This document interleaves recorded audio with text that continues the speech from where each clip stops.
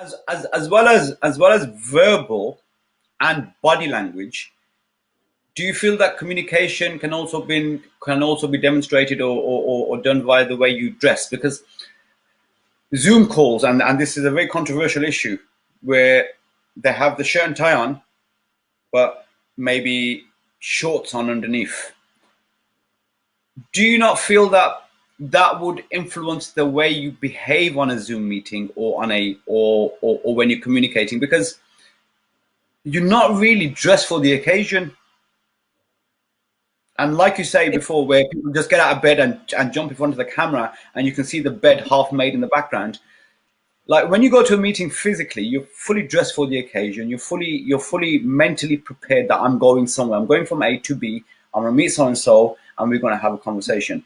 With that, your communication, your verbal communication, your body language is all, and the way you dress. Do you not feel on virtual platforms your verbal communication may be on point, your body language may be on point? If you're not dressed for the occasion, mentally, are you going to be fully there?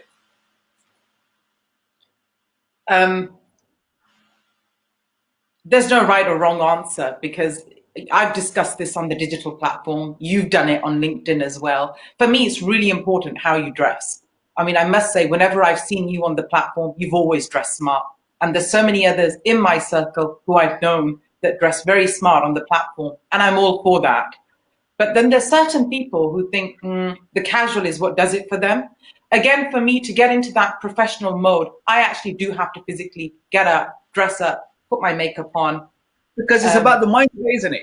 It's about About the the whole. mindset. Exactly. Yeah. Brush your hair.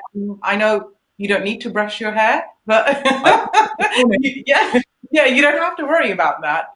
But it is about the mindset. I like to think that when you're dressing smart, you're in that professional mode. Again, what image are you portraying if you're an executive and you're leading a team and you've come out in a t-shirt? Is that what you would do in real life? well, You know, I what I have wore a tie today for the very first time on these interviews, and all the way here, it's because I couldn't find a tie to match this shirt. And all the way here, I was in two minds, and I brought two ties with me just in case I have a last minute change of heart. But it is about the way you dress. It is about the impression you give.